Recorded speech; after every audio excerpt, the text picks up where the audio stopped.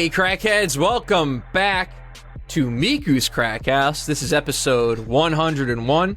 I'm your host, as always, Sam Kingma. And joining me is my best friend and co-host, Myles J. Myles, it's certainly been a long 2 months. Yeah, very long 2 months. Quite a few 2 months. We took the summer off, and we're back. We're both our same ages. Actually, I guess that's true, right?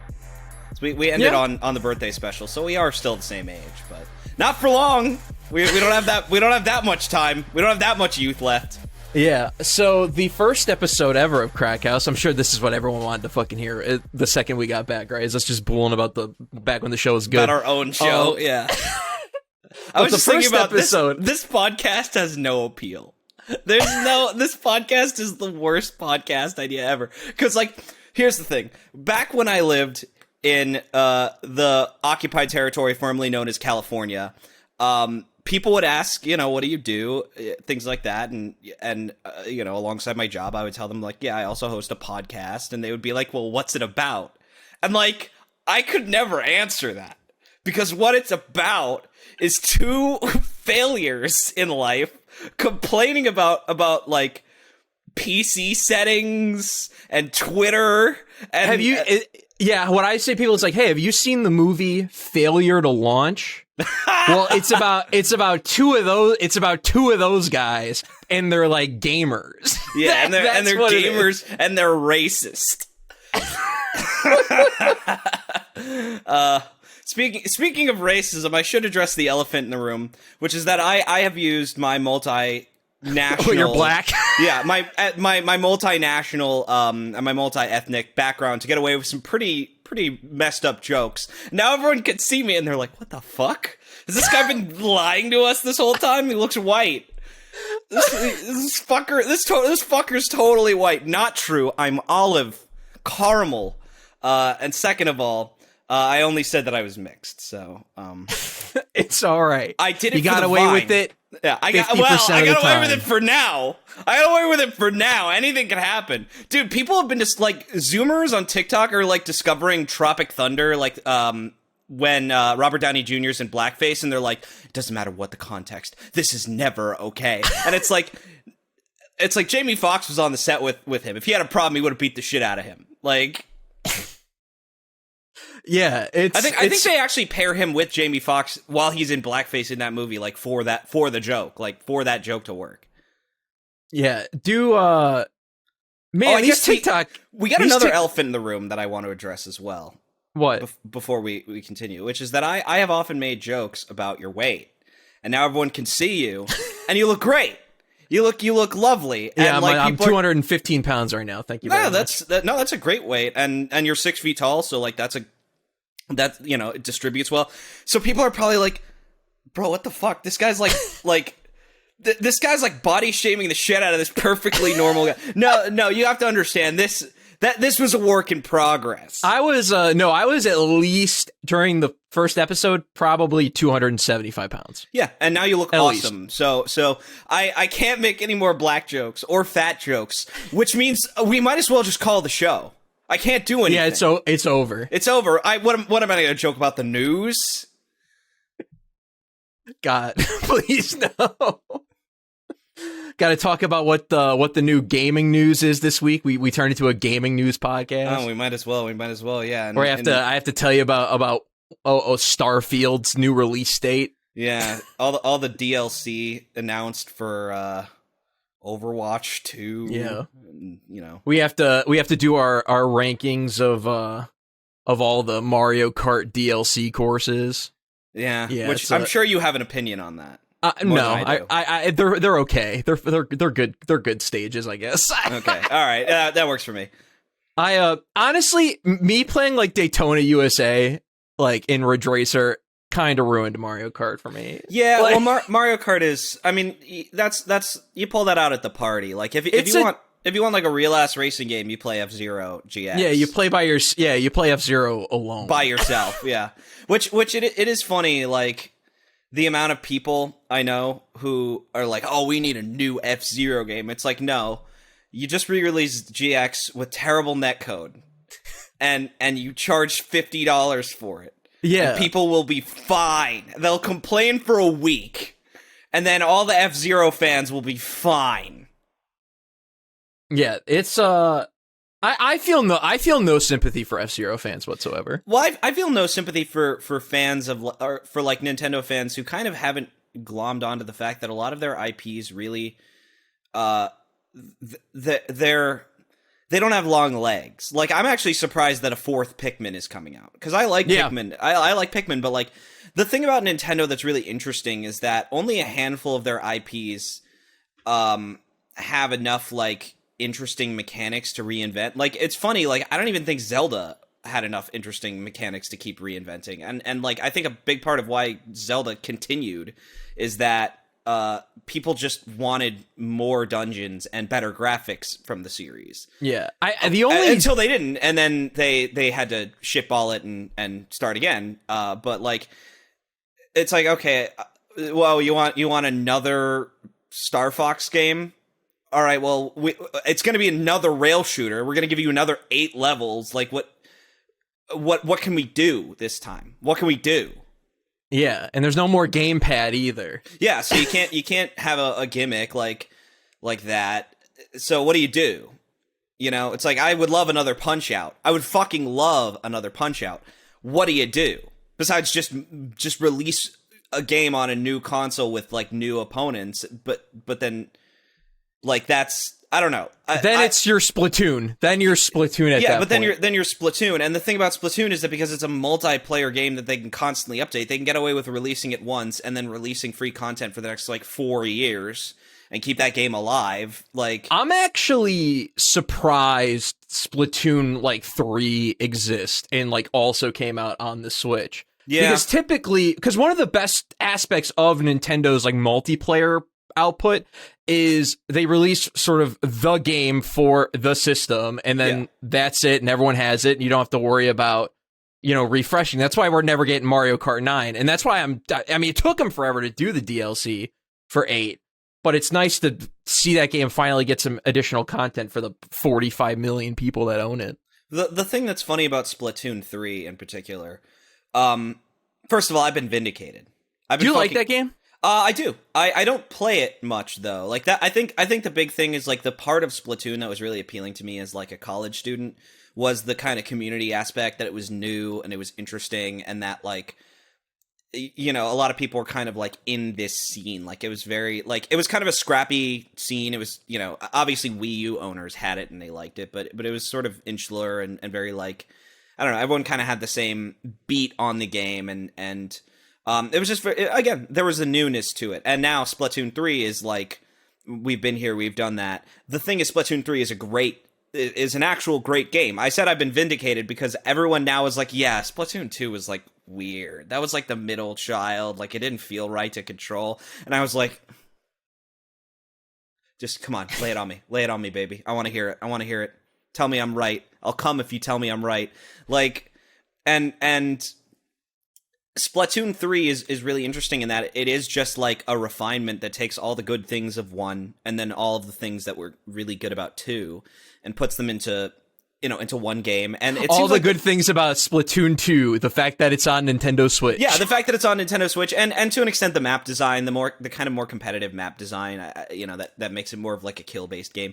I don't know, like the dualies, I like those. Yeah, the dualies, yeah. Like, I'm not a big fan of the way that Splatoon kind of unfolds nowadays. Like, I think it's really, I don't know, it gets really boring for me to like just go into the center of the stage and just hold neutral for 3 minutes like that. But that's kind of the game that it is now, is you rush immediately to neutral and you just try and survive there for as long as possible.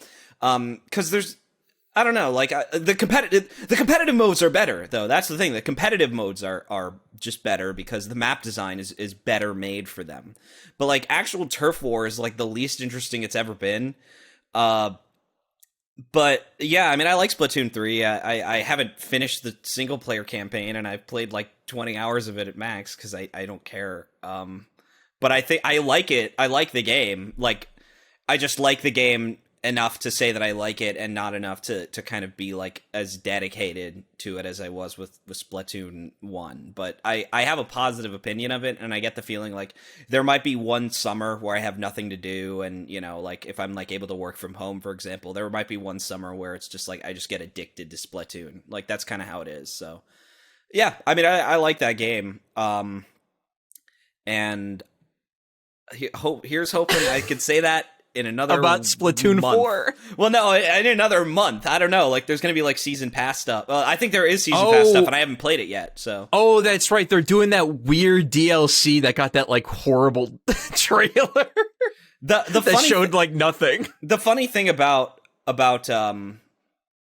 what is funny, like, Splatoon is, like, the last game that should be treated as, like, an epic saga, but that's kind of what they're doing with it. Like, it's like, when I watch, like, the Zelda Tears of the Kingdom trailer, right, like, for as much as people have kind of been harping on the February trailer, like, it didn't show enough. First of all, I thought it showed a lot, but that's because I have a good eye for, like, oh yeah, I mechanics so and trailers. Yeah, like I could kind of see, like, okay, green adhesive, you can kind of stick cars together. Well, there was a Hinox with, like, a green looking booger thing. That's probably, like, something that you collect from enemies and, you know, things like that. Like, okay, you can put weapons together. We kind of knew that already from the 2021 trailer. Like, but like I watched that trailer and it's just like, you know, as a fan of like the Zelda flavor and especially the Breath of the Wild flavor, like I just get a lot of chills. Like, oh, you know, great sound design. Like I love the sound design of those games. Like it's great to see like visuals that I recognize, but like in new context, like a thunderstorm or something like that. Like it's like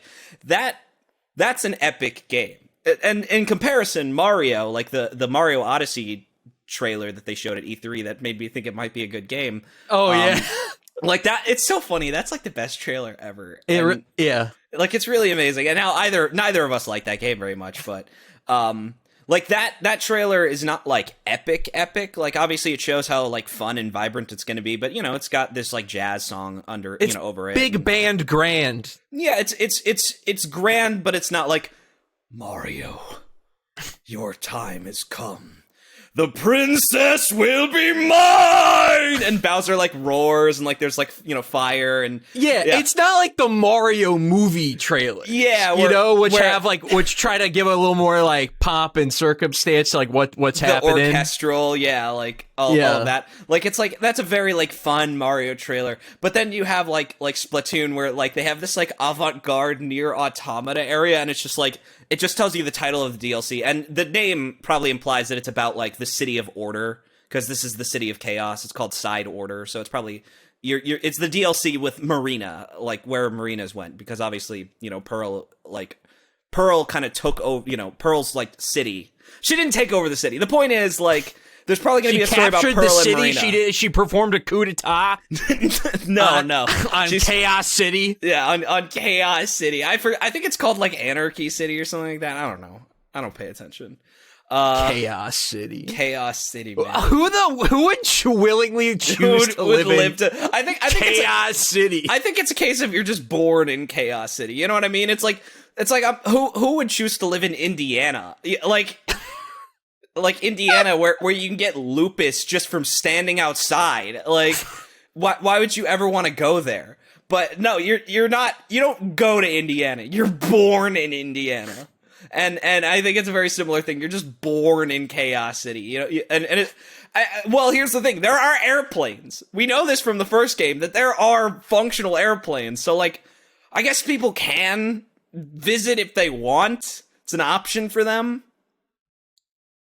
So, but who's visiting? Are Inklings on the planes? Are Octolings on the planes? Who's got the power in the Splatoon universe? Well, that's the thing. I feel like Inklings and Octolings, like a lot of them, I don't know. I think that we might overestimate their political significance as characters because they're the player characters. I actually think that they're probably pretty average.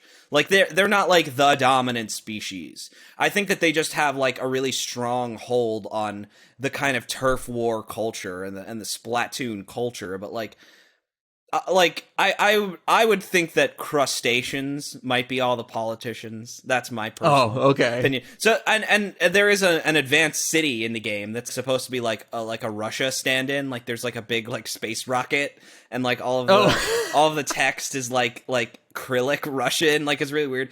And like I haven't finished that DLC, but there's like these like fuzzball enemies or something. I think it's just a world where all of the aquatic species are kind of like doing their own thing, you know? Oh, okay. But they all live like relatively in They harmony. seem to live relatively in harmony. I mean, the problem is that there are the deep octolings, but like regular octolings, they seem to be fine. What are the deep octolings? Are they like a part of the deep state or something? The deep octolings are the octolings that you don't have to feel bad about murdering. Oh, okay. So they're like the rattlers from Last of Us Part 2. Yeah, they're the ones that you kill in the single player campaign. They're the guilt free enemies that you could just eliminate in droves and not feel bad about because they have no higher brain function. Hell yeah. They say the same thing about the salmonids. They're like, yeah, the salmonids have no higher brain function. Therefore, they are not morally accountable. Therefore, you can kill them. You can splat them and feel no remorse. Yeah, I mean, they're supposed to be like a zombie stand-in, but then you have a salmonid that is like your pet. So I don't know. It's all over the place. It's all over the place. The socio-political ramifications of the Splatoon universe is they're a mess, man. Now, Myles, something that we probably should have addressed at the beginning of the show, but we're going to do it 16 minutes in because this is Crackhouse, baby. We're on YouTube.com. That we are. I think we're still doing Spotify, maybe. Oh, yes. We're still on all the audio platforms you listen to Crackhouse on. You're listening to this episode on. Episode 101. What name not decided yet. We'll know in 38 minutes when whatever makes us laugh the most. Exactly. And yeah, we got video now. And it's cool. It's nice to be able to see you, Myles. Well, you say that, but we've been able to see each other for every episode since episode 4. But it's great to be able to share our goofy faces, mostly my goofy faces. That's true. Well, there's the moment that I decided we needed to do camera was the episode with Castle in the Cloud, when I talked about Castle in the Cloud during No Not November. Oh yeah, the hentai game. Yeah, your reaction to me saying that there's a boss where the only platform to stand on is her giant breasts. Like the fact that people could not see you making like the OG PogChamp, you were like.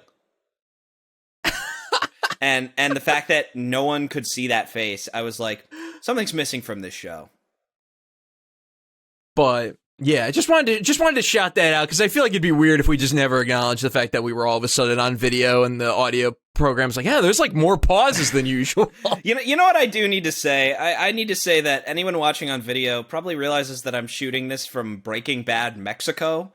Like, oh yeah, just like my room and my camera have the most yellow lighting ever. Dude, you're so fucking right, dude. When are we gonna cook my? Wait, so I started watching Breaking Bad. I guess. Yeah. So I guess we'll get into the what potatoes. We did on our summer vacation. Yeah. Well, here's the thing. Do you want to start? Because I do have a lot, and I don't know how much you have. I'll start with the big thing. Okay. That because the audience doesn't know this, but guys, when you ended last time 2 months ago, 10 months ago, 2 months ago, 2 months ago, I was a lowly scrub. I was a lowly man, but now you are seeing a fully fledged, one piece finished. Motherfucker. You're not finished. I have read. You're not finished. You're caught up. Yeah, there you go. I'm caught up. I'm finished as of March. You're as finished. You're as finished as everyone else is right now. Is finished who doesn't watch the anime and who reads the manga. Yeah. Now, see, because I'm finished. I'm finished with part 9. See, I'm finished with JoJo part 9. Yeah, how's that feel to be finished with all 96 pages? First of all, it's an impressive debut. It's an impressive debut for the series or for the new part. And second of all, feels great. I can lord it over everyone else. But now I can do that with One Piece. With the number one weekly Shonen Jump manga. Now, this journey took me like 6.5 months to read it from stem to stern. Now, for a little context, in high school, I read like the first 300-ish chapters and fell off because school ended and I stopped reading because I thought reading was some bullshit you'd had to do in school. But now, as an avid manga reader, I was like, I want to catch up on One Piece. Friend of the show, Tom, who I do Turnstile with, read the first like 600 chapters in like 2 months, loved it, highly recommended it to me. And I'm like, I know I like this. So I started it back all the way from chapter 1. And Myles, let me fucking tell you, dude, this shit's as good as everyone says. Oh, I believe it. You don't get that popular without being at least like as good as the most ardent fans say. Yeah. And I don't really want to like. Here's the thing about One Piece. I don't really want to like talk about it because it's great and there's a lot to say. But there's only so much I could really just spitball as someone who's like never really read it. So instead, I want to tell you about how to read all of One Piece. How to actually do it for yourselves. Because, Myles, I see so many bitches, dude. I see so many pussies on Twitter and online who just like, I can't do it. It's too many episodes. First of all, if you're saying it's too many episodes, sit the fuck down.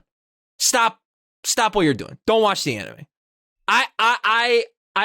You look like you got big clown shoes on if you're watching the One Piece anime, in my opinion. Read this. I know a lot of people read the manga and then watch the anime in tandem, and I think that's fair, but I think that's okay. Yeah, I think that's all right. Because if you want to like look up clips, yeah, you want to see how they're handling certain things. That's a big part of like the JoJo animes. You want to see how certain things are done. Or do what I do and watch and find clips from the anime and be like, that's not what those colors are supposed to be. Hey, that's how when you read manga, Myles, do you have like a good or a bad eye for what you think the colors of like the characters in the world is supposed to be? It's funny. I don't think I do really. The one that I was like the most wrong about was She-Hulk. Like She-Hulk having green hair. I thought she was a brunette. And Berserk, sorry. She-Hulk's a Berserk character. Like I was horribly wrong about that one. There's been a couple of times when I'll read something and I'll just be like completely wrong. The fact that there's really no canon color for any JoJo character, but the fact that it's always like switching. Yeah, but the fact that like Josuke from Part 8 is like allegedly wearing orange, like I would have never seen coming. I don't think anyone could. You see a sailor suit and you're like, oh, it's white. White, yeah, that's white, white and blue. Yeah, but apparently it's orange. So. I don't know. We'll see how the anime does it. I assume that they're gonna... But that's the thing. It's white in the games. So I'm assuming that they're just gonna stick to white. Yeah. Now, granted, Giorno's whole shtick is dark blue, and then for the anime is pink. Well, Araki himself kind of said like he sees him as pink because like he's a change, and so like he's a change like a sakura tree blossom, and so I think that's kind of why they went with pink. Okay. But like the dark blue, I assume was kind of a, that was like either a manga cover or something along those lines. But to be fair, his hair has been green on occasion. Oh yeah. It's I think, by the way, I'm thinking classic JoJo might be the next big retro manga series I go through. Well, that'll be fun. Part 1's only 44 chapters. Yeah, I've read all of Part 1. I didn't read Part 2, unfortunately. I read a bit of Part 3, and I think I prefer the manga overall to Part 3. I think the anime just has like the pacing of certain episodes is just too long. But like you still, it's kind of artificially long. But you still get that's the thing. Like you said, you know what? I really like Part 3, and I was kind of baffled at the time. But you were like, just when you look at it as the journey, as like the boys, they made it to Egypt and they did what they wanted to do, whether they came back home or not. That's great. I like that part of Part 3. So you get that same journey with the guys, the Stardust Crusaders. But it's not like, the pet shop battle is not 900 years long. Yeah, exactly. And to bring it back to One Piece is filler heaven. And also they in the later like episodes, from my understanding, they only cover one chapter, one like 20-page chapter in a 22-minute episode, which they already cut up by having the longest openings of any anime ever. Because seriously, my friends started sending me, when I was going through the series, when I'd complete certain arcs, they'd send me the relevant openings and I'd watch them and I'd be like, this is almost 2 minutes long. And not to mention, apparently they do like 3 to 4 minutes of recap like per episode. So it's only like 14 minutes of like new animated content. That's amazing. I'm like, people choose to do this. Like, people are like, yeah, I'm gonna watch it. They don't like, Sam, they don't choose to do that. They think they have no other choice because they refuse to read manga. It's just like, I know a lot of people who like, I do know people who are manga only. They don't want to watch an anime. They'll be like, yeah, you know, Spy Family, like that's really popular, but I don't really want to watch the anime. It's like, great, the manga's better anyways. I mean, that's basically me now. If an anime is based off of is being adapted from a manga, I just want to read the manga. Yeah, and I will use the anime or use anime or the popularity of an anime to introduce me to a manga and get involved with it. So like that's how I read like My Dress Up Darling. When that was like really popular, I read like the first 75 chapters of it. I kind of fell off. The problem with my big manga problem is that if it's not in Shonen Jump, or it's not in the Shonen Jump app where I'm getting weekly updates and I know exactly when new chapters come out, I totally will fall off a series. Yeah, I'll catch up and then immediately fall off. You have to keep track of it when the scan. And that's the thing. You have to keep track of it when the scans are updated, not when it's actually like coming out. Exactly. And man, dude. Let me just say, I love a good scanlation team, because holy shit, dude. A bad scanlation is just unreadable to me. Have you ever seen baffling. them where they just have the worst font? Like, I had to stop reading Tokyo Revengers, which apparently like the ending of it's like dog shit. So apparently I got out pretty good. But I read the first like 110 chapters. The story hit like this crazy pivotal turn and a huge moment's about to happen. I flipped to the next chapter. Horrible, like the most goofy elementary school, grade school crayon text. And the translation is just so basic and so fucking horrible. And everyone's got to use every fucking honorific up the ass, even though it doesn't make any fucking sense in the new translated context. That's what's always really funny, is like some scanlators just can't help themselves. Like I was talking about with I'm working on a rather big project, which I'm not going to talk about because it's never going to get done anyways. We all know this. But like I did have to like go through a game in Japanese, a game I was familiar with, and I logged all of like the moments where I thought there might be a relevant change to the script, and so like I just kind of did that, and like it's interesting how many like little things you realize about translations that are fun. A fun revelation that I've come to, like that I feel like really proud about this in particular. Ocarina of Time, the translator is a guy named Dan Osen. He's the guy who said the last Metroid is in captivity. That's him. That's him? And he translated Ocarina of Time, yeah. Majora's Mask was translated by, like, a new guy. There's a whole documentary about that if you're interested in that. But, like, Dan Olsen was, like, a Nintendo OG, and that was his, like, last translation. That was his last, like, game that he translated. Oh, okay. And so, like, that's kind of an interesting thing, like, kind of a new guard, old guard kind of thing. Like, yeah, the translation history of both these games, very cool. Worth checking out. But, one thing about Breath of the Wild is the dungeon, the camel dungeon, is called Va Naboris. And you're like, well, that doesn't make sense. The character's name is Naburu. But the character's name is Naboru. And the reason that her name is Naburu in Ocarina of Time is because the name of the town was Naburu in Zelda 2 The Adventure of Link. And so to keep the reference, they actually used what Dan Olsen almost certainly knew these names were incorrect. Because the first town in Zelda 2 is called the town of Rauru. And that's clearly supposed to be Raul. Like, but it's Rauru, right? And so, like, they, to avoid, like, losing the Zelda 2 reference, they kept the incorrect translation of some of these names. And, like, that's kind of amazing, isn't it?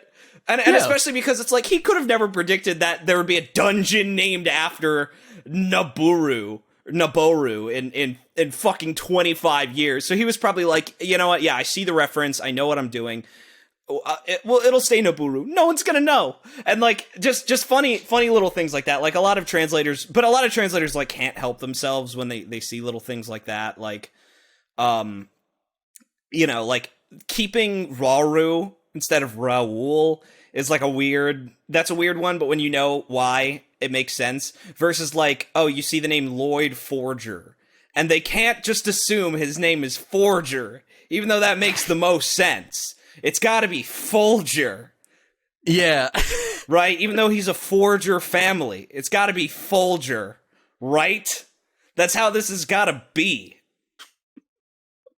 Couldn't be any other way. I know Japanese. Sometimes R's are L's. I'm smart. It's like, no. Sometimes an R is an R, you artard. Like...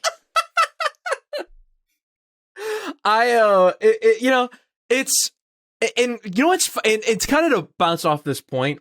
So now that I'm all caught up on One Piece, I get to actually go online and look stuff up about it, because you can't. That's one of the problems with reading a long running shonen of any consequence, is that if you go online and you look up anything, you're gonna get spoiled. Or you go to read a Wikipedia page to like read up on some information, you're gonna get fucking spoiled. But now I'm finally free of the shackles of potentially, being spoiled. So I go online to read a discussion about the newest chapter, and the newest chapter kind of has like a whodunit sort of scenario. Someone was attacked from the shadows, and we don't really know who did it, and people are theorizing. And I'm reading the comments, and they're using vocab I'm not familiar with. I'm like, what the fuck? I read the entire series and I still don't know what anyone's fucking talking about, because they all read the fucking scans. All these bitches on fucking Reddit read these crazy scans. So some shit just has a completely different name. The Paramount War is sometimes just called the Summit War, and there's no reason. That's like the funny thing. Because I like Berserk translations are like the worst, like historically, because people like some of the more popular scans just kind of, they took their shot. They would see a character that could mean two things, and they take their shot, and then like 20 years later it would be clarified in some way. Like the Band of the Hawk was kind of the name, like the de facto name for Griffith's like mercenary group.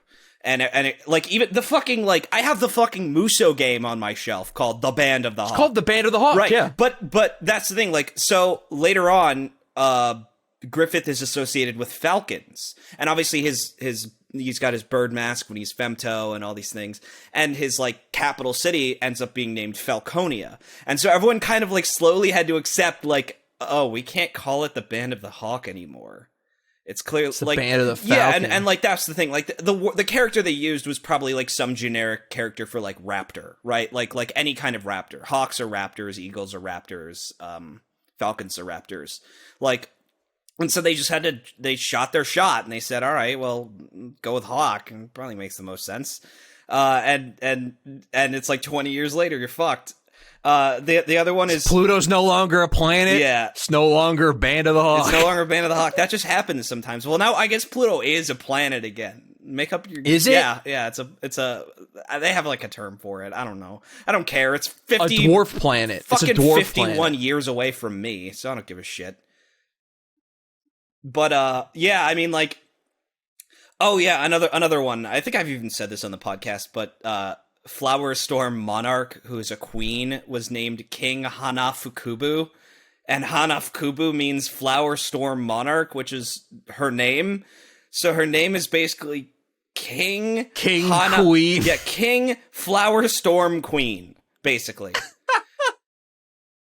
which is amazing. That's gold. That's gold. Thank you, translators. Well, that's the thing. Thank you for everything. The translator was not. It's not a scanlator. These were the official Dark Horse translations. Yeah, like that's in a book. You could buy it. You know. Yeah. You have to pay for that. You gotta pay for it to be wrong. But that's the thing though, dude. Like in the entirety of the Shonen Jump One Piece I read, which I think was translated by Viz, he's fucking Zolo. But everyone online calls him Zoro. You know what it is, though? Here's the thing. Zoro makes the most sense because Zoro he's a swordsman. He's a famous swordsman. Right? Yeah. He's kind of been parodied and all these things. But it tracks. He's an original character, do not steal. And so, of course, they're going to give him like a swapped little name, Zolo. Like, oh, that's not Zoro, it's Zolo. Like, similar to what we were saying with like Final Fantasy 1 characters, like when we were talking about Squez, his name's supposed to be Squares, but they changed his name to like Squezu, like yeah, so you think like, okay, Zoro probably makes the most sense. He's a swordsman. He's referencing Zoro, and like that's the thing. Not only was his name Zoro in the scans, it was Zoro in like the 4Kids dub. So if you grew up with that dub, like even if you're now like a fan of the actual One Piece and not the Christian version, you're probably still gonna like call him Zoro. It's probably just like in your blood. Well, no, he's Zolo in 4Kids. Is he? His name's Zolo, just like a samurai. I remember him being. By the way, that line is not true anymore. It's not like he's literally not like a samurai. First of all, in the One Piece universe. First of all, this is a Mandela effect moment for me because I remember it being Zoro, like his name's Zoro, just like a samurai. But I trust you more than I trust myself. No, trust me. His name's Zolo, just like a samurai. I trust with this in particular. I trust you way more than I trust myself. Now, but by the way, if you brought up Mandela effects, which I fucking love, there's one I've recently has come across my path, and it's the Great British Baking Show. Right. Well, okay, I can explain. I thought it was the Great British Bake Off. That's a localization thing. I think it's okay. I think it's the Great British Baking Show on the BBC, and then here in America to kind of make it sound more like a competition, because it's not a competition, by the way. It's not like a real competition show, but because that's popular here, it's called the Great British Bake Off. Okay, so that's the what localized I'm pretty name. sure. Okay. I'm pretty sure that's the case. If I am wrong, you can kill me. But I'm doing some research on it. I'm doing some Great British Bake Off because I feel like I know it as that. Okay, Great British Bake Off is a show. It has a logo. We're good. Yeah, no, it's the Great British Bake Off is a real thing. I think it is the same thing as the Great British Baking Show. It's just they changed the name. Well, it's similar to like it is. There's yes, multiple okay. versions of Shark Tank, but what we know as Shark Tank is known as Dragon's Den, like Dragon's everywhere Den. else. Yeah, and so that's kind of one of those funny things where it's like.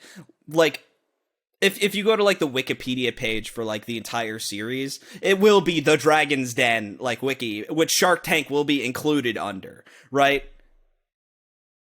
Yeah. Well, obviously totally, Shark Tank has its own page, but like it'll be like Dragon's Den, the series, and it'll go over like, oh, there's one in Australia, there's one in the UK, there's one in Japan. I think the one in Japan is called like Tiger's Den. God, that'd be cool. There's to at least watch. one Tiger's Den. There's at least one Tiger's Den. I know that much. And if it's not in Japan, it's like Australia or one of these other territories, right? But because I think there's 11 different versions of Dragon's Den.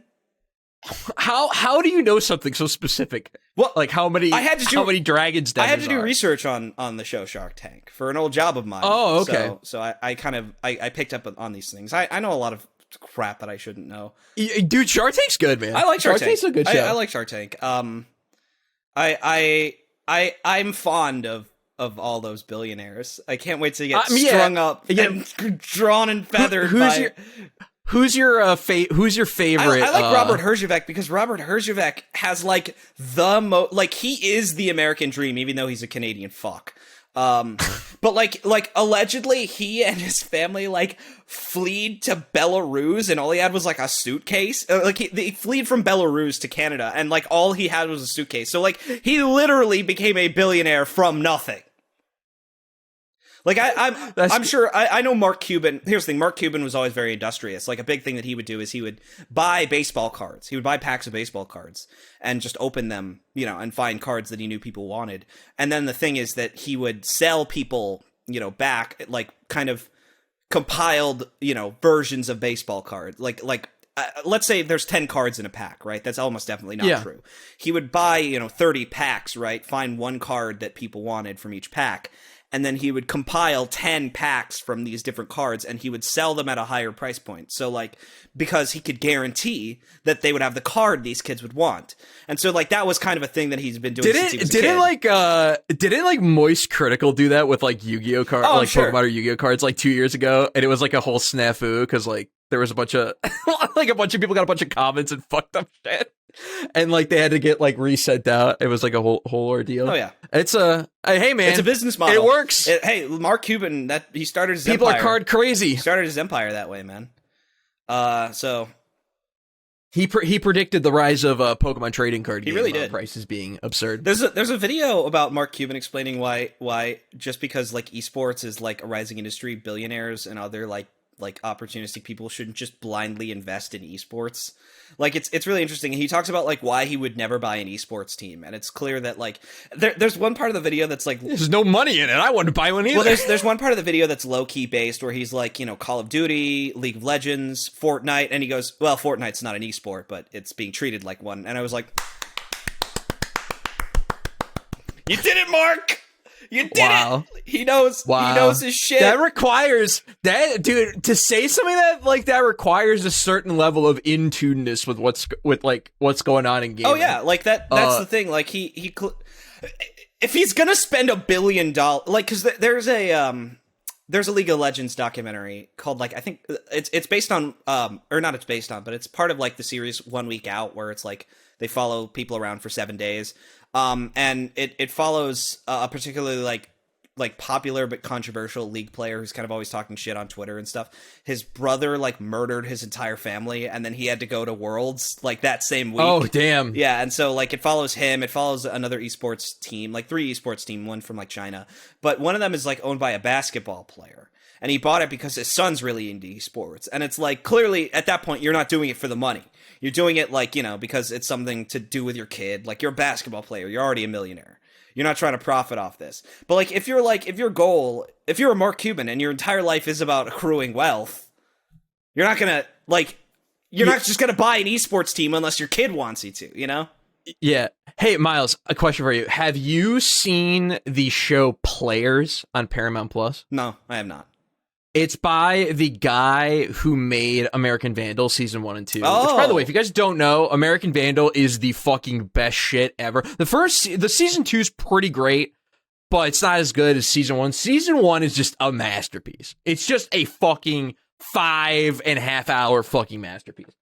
He went on to basically, if you don't know, American Vandal is like it's a mockumentary. It's like a mockumentary parody. Players is the same thing, but it's for a League of Legends team who like signs a sort of like that's like kind of on the outskirts, but they kind of hire this like hotshot like 19-year-old kid. And dude, it's the only time in my entire life I'm like, damn, I wish I played League of Legends because I wish I like could fully appreciate every single aspect of the show because it captures esports culture like so perfectly. Like, I'm not super into esports, but I like FGC, so I'm like adjacent and I've been around it. And dude, like from the gamer tags that all the like the characters go by to like the people they got to like shoutcast the actual games to like all like just the way all the people talk is so fucking it's just so fucking good. I'd really recommend it. If you've actually played League of Legends, I think you'd think it's fucking awesome. If you haven't played it, it's like you definitely miss some stuff, but the core story is pretty good. And yeah, I don't know, you bringing up League of Legends just reminded me of this of this show. I will definitely have to check it out. I will absolutely not check out League of Legends because I have too much self-care. Oh yeah, don't do that. I have too much self-care to do that. I think playing League of Legends is a form of self-harm, and I think the DSM-6 should include that as like a warning sign that someone might be like that they might shoot up the school. Like I think that's a pretty fair criminal assessment. Yeah, I guess I'll get to, because here's the thing. So Sam is the more media savvy person between the two of us. You love to just consume like as much as you can. That wasn't a fat joke, I promise. I saw you laughing because I think you thought I was going there. No, you're calling me a consumer instead, which is arguably worse than calling me fat. You are the 26-year-old consumer. And you do have the stubble. You do have like the stubble. You just need the tired eyes, and you would be the perfect like consumer. I'm working on growing my beard out. I'm on month 4 of minoxidil foam. If anyone was curious, if anyone wanted to fucking know, no one was curious. Sam, no one cares about your patchy ass beard. Here's the thing. I'm joking about your stupid beard, but in a fucking month, when it looks awesome, I'm gonna be like eating my words. So just sit on that. Just like anytime I make fun of your beard, just know you're gonna be vindicated, as you often are. Give me another. As you often are. But I guess I can get into. So obviously, Sam's a big consumer fan. He's a fan of the. I love, you know me, bro. I love media. I love television. Give me all your Netflix original movies. Shove them right into my vein. Marvel, suck it in my fucking throat. Oh, Harry Potter, Fantastic Beasts 7. Oh yeah, Sam is part of the just shovel it in me. Sam's part of what Star Wars. Give it in me. Shove it on my ass. I was just about to say, Sam's part of what we call the consumer fandom.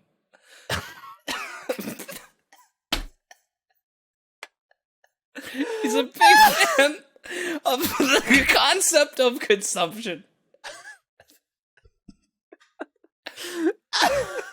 I don't like. By the way, for the record, he doesn't mean I don't like franchises. No. I just like consuming. You like that's the thing. Like, you are interested in as many different things as possible. By the way, I look so high. Like, I'm just gonna say, like, my eyes are super red. It's because I've been playing Assault Spy all day. One of those games. Oh yeah, that's that cool game where you character action where you hit people with a briefcase. Yeah, right? Can I talk about Assault Spy before I get into the other thing that I was going to talk about? Yeah, it's been on my like Steam wishlist for years, which is why I knew about it. I've really been enjoying it. I like the game a fair amount. I think I'm like, I hate indie games. I think like not like for any particular. What I hate about indie games is not. What do you hate about them? I don't actually hate indie games. I don't think. What I think I hate is the amount of like cocksucking that indie games get from like people who like play 5 games, like, right? Like people who like, they play Stardew Valley, they played Undertale once, right? Like people who like will play like whatever's the most popular indie games will be like, yeah, thank God they're leading the industry. And it's like, okay, first of all, Hideo Kojima is technically an indie developer, so maybe I shouldn't be throwing stones because he's like my favorite, but It is a case of like, I feel like a lot of people who like worship indie games have kind of not yet accepted like the mainstream games industry.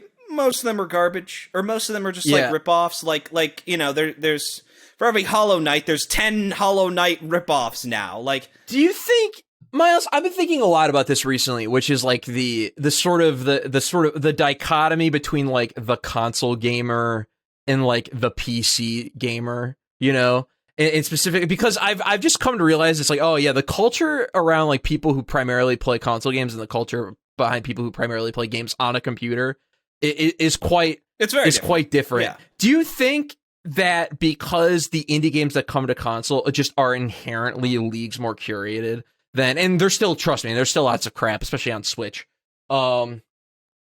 But do you think it's like it's primarily like console people? No, it's mostly who suck the PC dick of people. indies, because that's the thing. PC people do it too. But I'm with you, because I'm shocked by that, because I'm just like, you don't see how much garbage. I think like people genuine who own trash there that's is. the thing. I think people who own consoles are always like really surprised when like a truly stellar indie game comes out, and they'll always kind of talk about they'll talk about certain indie games very favorably. But for the most part, like the people who are like, yeah, AAA sucks, indies where it's at, like people who are like diehard indie game fans, even though a lot of them are mediocre.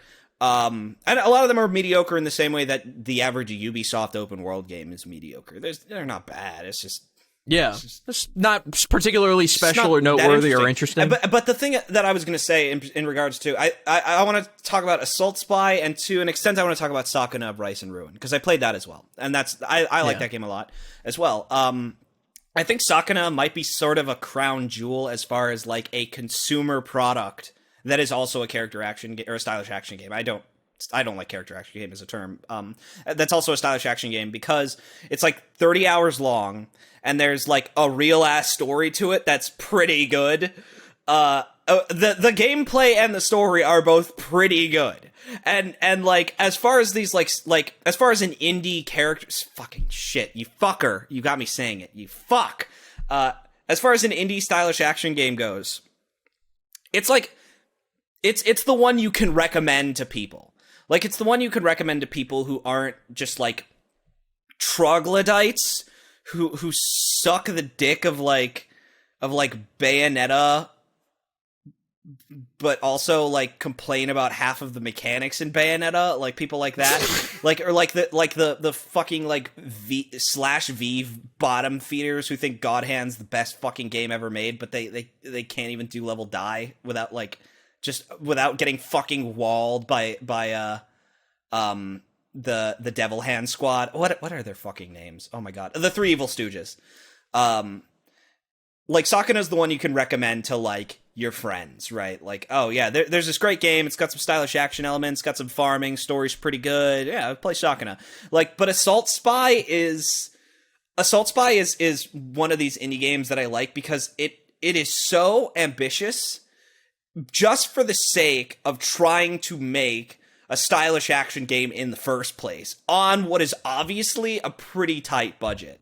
Because someone like a game like that, like it would be very easy for that kind of indie dev to make, like, you know, to get RPG Maker out and make a fucking juicy game, try and get it sold make some horror game, or make a horror game, or a first person horror game with like PS1 graphics. Like it'd be very, very easy for them to make a juicy game and sell it to Devolver Digital. It's, top down, or, try and make like an indie shmup. Like, I have no problem with indie shmups, of course. Like there are certain genres of indie game that I just like, I'm sorry, but like indie game genres that's like roguelikes, I'm like, what are you doing? Like, well, my thing is this, your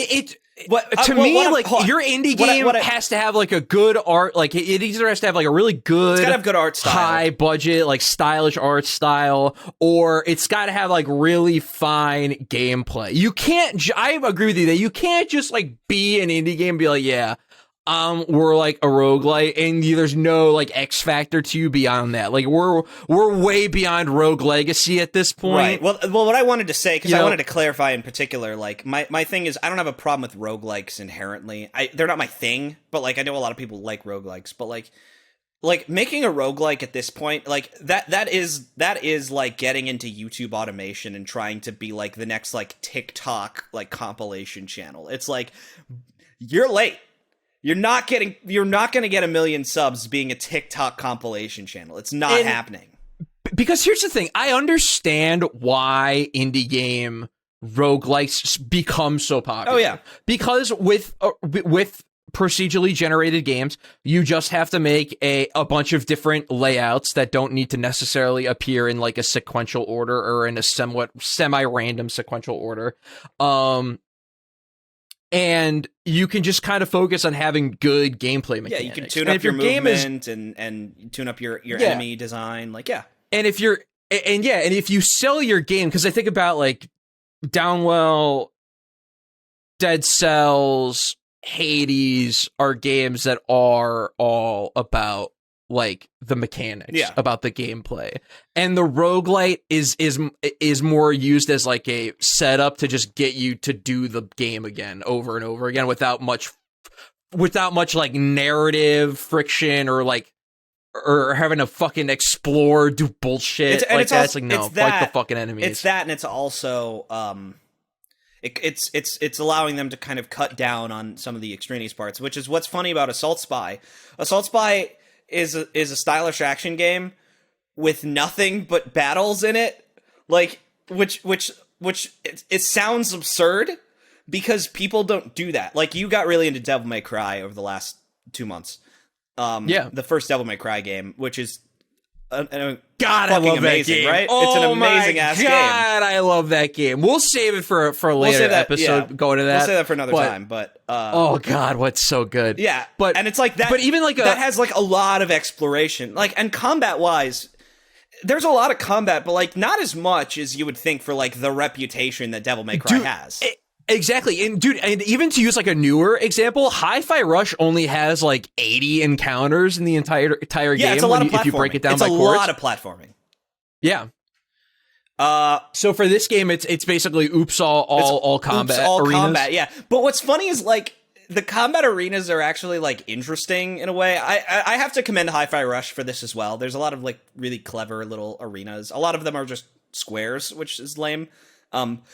But like the ones in the museum are really fun, where you have to avoid the electric panels. You finished that game, right? Oh yeah, I beat it. It's so fucking awesome. Yeah. I like that game. I don't like it as much as I think the rest of the planet does, but that's because like I'm so particular about like the action game side of it. I think as a platformer, I think it's really cool.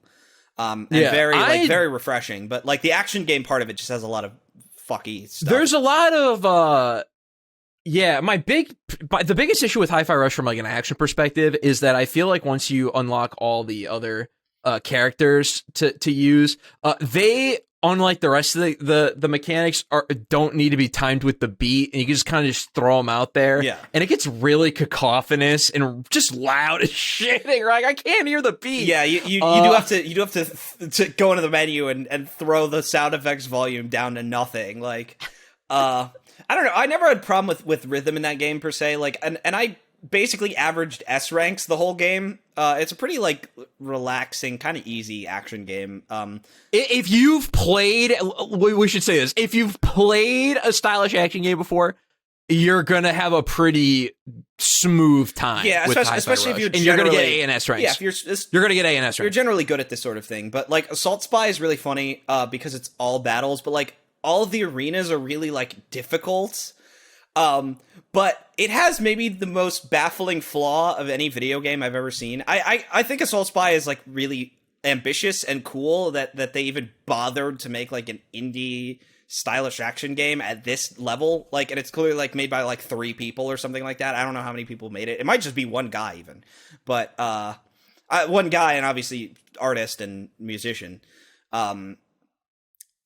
possibly multiple, but like, it is just really funny because it has the most baffling flaw I think I've ever seen, which is that the lock-on, like the lock-on in the game kind of, it tries to target enemies, and it never guesses correctly which enemy I want to lock on to at any given time. Like, I will be standing in front of an enemy, and the lock-on will assume I want to fight the enemy directly next to him.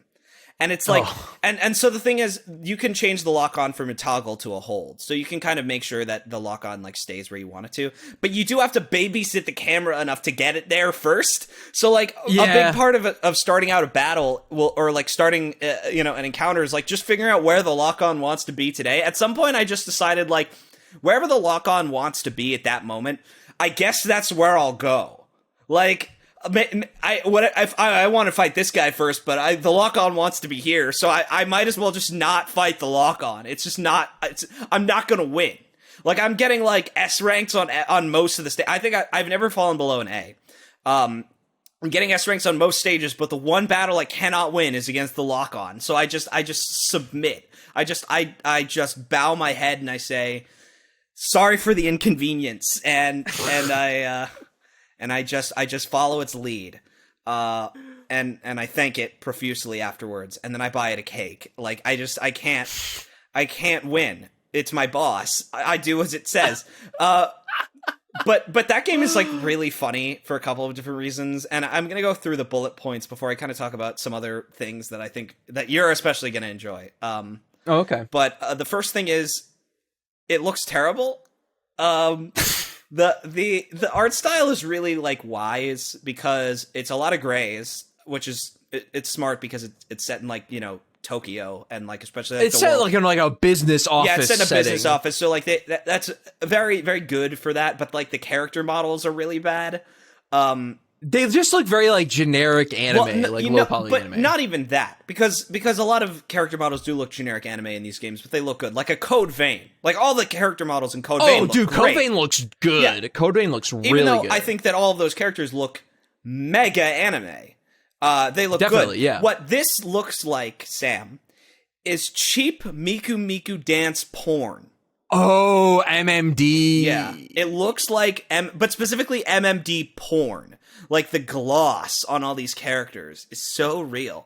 They're glazed like Krispy Kreme, and they all just look like they're all gonna get naked and they're gonna have sex, but like floaty, poorly animated sex with like voice clips that they downloaded from Fiverr, right? Like.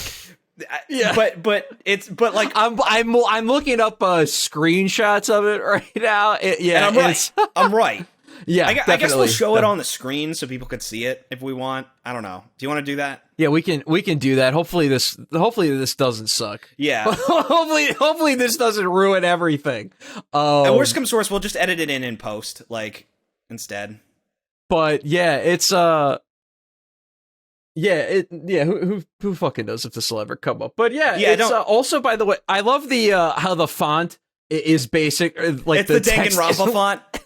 Yeah, it's like it looks like closed captions on cable TV. Oh, I thought you were talking about the logo font, the actual logo font for. That's like that is Danganronpa. So first, can we talk about the pink-haired character? By the way, yeah, what's going on with her? Her name is Kanoko, and I have never seen a character more deserving of being in like a mind break doujin in my entire life. She is a brat to a degree I have never seen, and I don't think I will ever see again. She is the worst, and she's also hot, and I love her, and I really hope she's having a bad day today. It's very funny. It's really funny. Like that character is like the first thing that she does is deliberately trip a tripwire because she's bored. Like, and so your character gets into a combat encounter because she got bored of doing lookout duty and decided it'd be more fun to play with a laser wire. And like all she ever does is like insult you. She's such a piece of shit. Like one of the most like heinously annoying characters of all time, but she's like hot and cute. She's Myles J hot, I should say. Like my idea of hot is like cute characters who are like like Nagatoro is hot, like I'm like Uzaki-chan is hot, things like that. Like whereas I think a lot of people might. And I can appreciate like a classier older woman, like a Fubuki from One Punch Man. Like she's hot too. Yeah, like, she's super hot. But like I for me, hotness comes in all different shapes and sizes, but not child sized. We're not that far yet. We don't know yet. Just wait till we get canceled in 2 more years. I did get called out for my Anya rant. Everyone was like, "She's not that cute. Do you want to tell us something?" I've gotten called out like 3 times. Scientifically scientifically designed? said that she's like the perfect lolly, yeah, and like she's like you designed. scientifically. Well, no, I was wrong. I was wrong about the most perfectly scientifically designed lolly, Sam. It's Cleve from Genshin Yotsuba. Impact. Oh, because here's the thing. First of all, never lewd Yotsuba. Never. You're not supposed to do it. Like, literally, I think this was, if it's not on 4chan, it's on 8chan or 2chan, one of them, where, like, if you dare to lewd Yotsuba, like, you will be doxxed. Like, it's like, you're not supposed to do it. So, but that used to be a thing with Komi-san, and then the fucking anime came out. And then no one cared. All the fucking Coomers came out of the woodwork. All the anime fucking Coomers came out of the woodwork. That's proof. By the way, if you needed any more proof to stop watching anime, dude, anime will take a character who's like respectable and great and perfect, and they'll just make her a cock slut. They'll just turn her into like ultimate fuck bait. And it's so like, I don't know, it sucks. It kind of sucks, like, because the manga community will like a character just like as a character, and then there will be a character, like an anime character will come out, and then everyone will be like, oh, I really hope she pegs me to death, and it's just like, okay, all right, here we go again. Like, anytime a manga adaptation becomes an anime, and I know the anime, and I know that there's a hot character in it, I'm just like, I've never read this manga before. I don't know anything about this. I'm not talking to anyone who's ever seen it. If you tell me to watch the anime, I've never seen of it. I've never heard of it. I'm never going to see it. I'm never going to hear of it. I'm not associating with you. It's not happening. I refuse. I don't want to associate with these fucking Coomer for life, flavor of the month girl ass motherfuckers. If you're gonna be into a flavor of the month girl, stick to her. Okay, I'll respect you if you stick to your flavor of the month girl for at least a couple more months. If you're still. Yeah, man. If you're still posting Satania art, Myles is a huge fan. Oh, I love you. I love you if you're doing that. That's the thing. Like I'm still simping for some of these girls I met in like 2014. You know, I'm still all about like Yoko Littner. You know, shit like that. Yeah. I love, dude, I follow a couple, or let me just say I did follow, because, dude, earlier today, I deleted my fucking Twitter. It's all gone. It's all fucking, it's fucking deactivated. It's gone. Dude, and it's so easy not to have. It's so easy not to have one.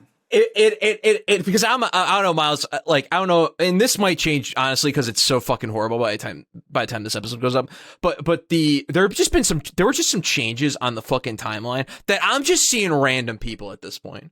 Like, I'm just seeing any chuckle fuck now. It's not even limited to the dumbasses who my dumbass people I follow like, you know, because that's what I complained about. That's what I complained about pre-Timeskip all the time. Was just like seeing all the bullshit my bullshit friends would like and shit. Yeah. Now it's just bullshit. So I was like, fuck this. I can see hot anime bitches anywhere. I could go anywhere to see that shit. I do not need twitter.com.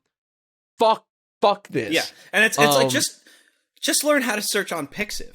Like, if it's that, like, it's that easy. Like, just get a Pixiv account. It's never going to be bullshit. But what I will miss is a couple accounts that would still post Quint art, quintessential quintuplets, and they basically only post the Quints. Yeah. Like, they only do art of these characters. I'm like, I'm glad you're still pushing on this. I love an artist like that. There was one that I've seen that, like, only posts Shin Megami Tensei art, but it's only of the two protagonists who are, like, demon infused, which is Demi Fiend and Nahobino, and that was all. And a lot of it was Nahobino. Sometimes it was Demi Fiend, but it was more Nahobino than Demi Fiend. And it's like, that's it. Like, they didn't throw in a Flynn for a little bit of flavor. All right, you didn't get the main character from Devil Survivor 2 Overclocked. All right, didn't throw in a Jack Bros fucking nod. Never drew. We were not Hobino or not drawing Ho. Yeah. Yeah. That's exactly it. And so, like, I love accounts like that. There was one Nyarun who used to do a lot of, like, Satania art, and they've kind of disappeared, but out there, well, wherever they are in life. But there is just a lot of people who, like, they're dedicated to their craft. But a lot of them have Pixiv, and if you know where to find them on Pixiv, you're golden. You're golden. It's good then. Yeah. Then that's all you need. So if you remember the name of the account, see if they're on Pixiv, and if not, I don't have that kind of memory. Hey, you know what, Sam? Dan Buru, and always go to Dan Buru. Oh, that's search your tags. That's true. And I guess you could always go to Dan. You could always go to Dan Buru. That is technically an option. Yeah. Hey, Dan Buru's not too bad. I don't really know anything about any of these boards, to be honest with you. I've been on Pixiv to get So, like sauce and stuff. Gelburu is the horny one. Danburu is a little bit more clean. It's like looter. Yeah, it's like lewd, it's lewd light. lewd-ish. It's lewd light. Like every Okay. now and then you might see something like pretty provocative, but like if you want porn, you're gonna go to Gelburu. Yeah. Yeah. I don't really need any of that. Yeah. I know you're on your spiritual journey. I like my here's the deal. I like my big titty anime women as much as the next guy, but I'm not really into the actual like hentai porn. I'm like, it's not. Yeah, it's not that great. you like a nice pinup. You like a nice pinup. Yeah, Tasteful pinup. exactly. I'm huge on the like the lewd, the lewd pinups or just the lewd illustrations. That's great. That's fucking great. It Give me that depends shit on. every day. Here's the thing. I like when my porn's really creative. Like, I like. Well, how creative? Like stuck in the stuck between the elevator Stuck type between creative. the elevators, or... awesome. Stuckage is the name of that fetish. Awesome fetish. But like the one that I always remember, I will always cite this. It's an animation of Link fucking Paya from Breath of the Wild, and he casts stasis on her, thrusts into her repeatedly. So like the little red arrow, like the little arrow when you're building up momentum, pops up against her, and then like the stasis undoes, and she just makes like the Ahigao face of all time. Because he, like, just fucking railed her with, like, 7 different forceful fucking Link down airs. He just fucking hit her with the downward thrust, like, 7 times while she was in stop time. And then the force of his cock hit her all at once. And, like, that's the kind of thing I'm talking about, where I'm like, let's get more of this. Fucking Link with Zawado! And they just started comboing. Dude, that's the fucking thing. Like, if I was Jotaro and I had the world, oh my god, I would do that shit. I would, but like consensually. Like, let's be clear, I would do that consensually. That's why I chose Jotaro and not Dio. Like if I was Jotaro's wife, I don't know why she would leave him, because he can use the world and then like just fucking go to town and she'll just like feel it.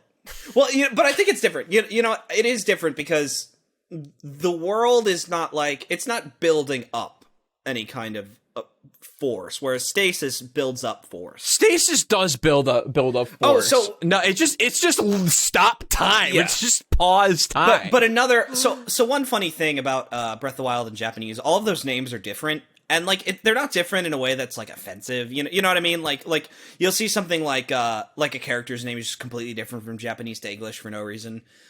These ones were like named the way they were to give them more cohesion. So like Magnesis, Stasis, and Cryonis are they're themed. Whereas in Japan they're like a little bit more scattershot. So Magnesis is magnet catch. Cryonis is just ice maker. And then Stasis is, and I've been obsessing on this one for a long time, but it's Beta Rock, and we think it's supposed to be Vita Lock, as in life lock. Oh, like it okay. stops like lives. It pauses life. It pauses life, and I'm like, okay. Even though so stasis. Even though most of what you do with stasis is stopping not life.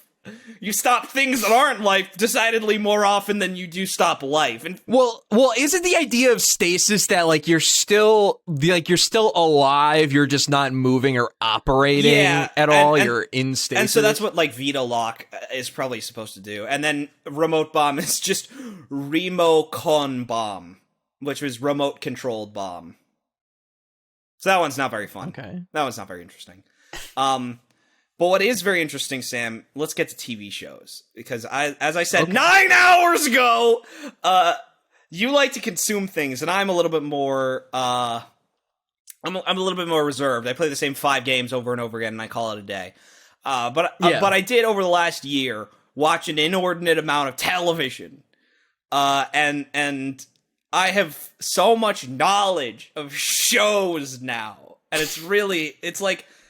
But it's like shows that I can talk to normal people about. It's weird.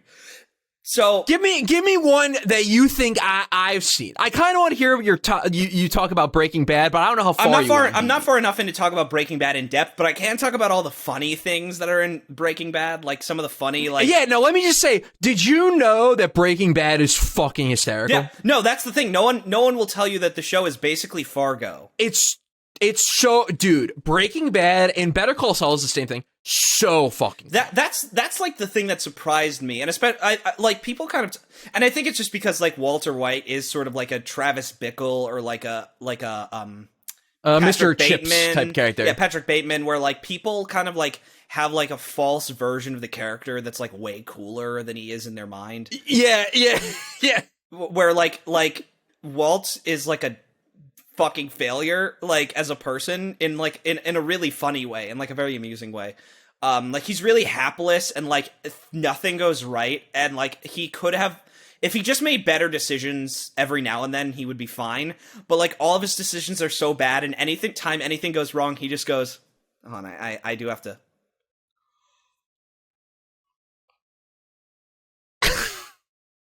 just the Walter White face of him going.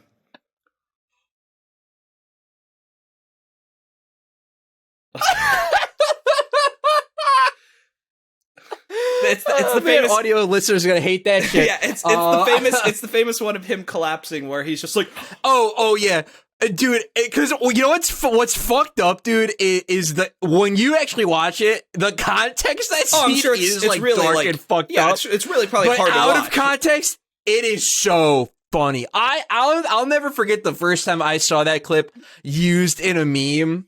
And it was when it was some okay buddy retard view where it was like when Emily 13 rainbow pride flag they the BLM all this shit says not okay sweaty yeah on my tweet. And then he falls over. Oh, that shit's so good. But dude, I don't even want to say shit. No. I don't even want to say shit. The other thing I will say about Breaking Bad that is like Crackhouse content, because all the shows I'm going to talk about, like I'm only going to talk about the Crackhouse parts of it. Like I could talk about how good some of these shows are, but who gives a shit? I'm going to talk about the bullshit. I'm going to talk about the plane shot in Space Jam 2. The thing I noticed is this might have the worst color correction, like, but only on one scene an episode. Like, every now and then, they'll just, like, color correct a scene in the worst way possible, where, there's a scene that takes place outside of, Hank's house, like, he's arguing with his wife about something. His wife's, refusing to see, like, her therapist. This is, like, a season 1, maybe season 2 Marie. episode. Yeah, Marie. And, like, for some reason, there's just, like, a vignette around the shot, but it's like daytime, and so like it looks like when I was explaining like how to do a vignette to you, and like you just like because so when you were doing a video edit at one point I explained how to do a vignette, but the vignette effect that I gave you and that I explained to you like messed up some of the assets on the timeline. It like moved their position. Yeah. So we had to make a new one that was kind of more fucking Premiere, man. Yeah. What a piece of shit. We had to do one that was more jury rigged. But like what you sent me just like had like no feathering, and it was just like around. It was the hardest black circle ever. It was around like the frame with just like this hard black circle, and like that's what this was. But like it was like daytime in the shot, or like the episode when Walt first kills somebody, like he chokes the guy on the pole. Oh yeah, Crazy Eight. Crazy Eight, and there's the scene of him in like the college, and it's like the bluest shot of all time for no reason. Like they just fucking like they just color corrected the shit out of the scene so everything in it was as blue as possible. Even though it's like the scene took place like mid-afternoon, and so like it wouldn't be that blue. Like that's like an evening blue, but they just blued the fuck out of it.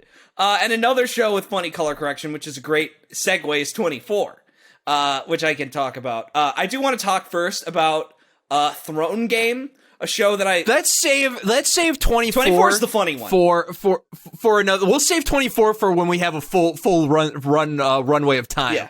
Because we're near the end of this episode. But tell me about Throne Game. So first of all, what is Throne Game? I've never respected. So similar to Rat Chef. I've never respected something enough that I refuse to say it by its own, by its own title. Like, I love Ratatouille. It's like a top 10 movie as far as I'm concerned. But, like, maybe top 20. Top 20 is probably more comfortable. But, like, I exclusively refer to it as Rat Chef. And so, like, for me, like, I liked Game of Thrones a lot, except for season 7 and 8. Oh my god, what an original thinker I am. But I only call it Throne Game. I refuse to call it by its actual name. I will only call it Throne Game. Myles, I am not fucking kidding. Dude, I, for a full 60, 75 seconds, was thinking, I'm like, oh, what Netflix original shit?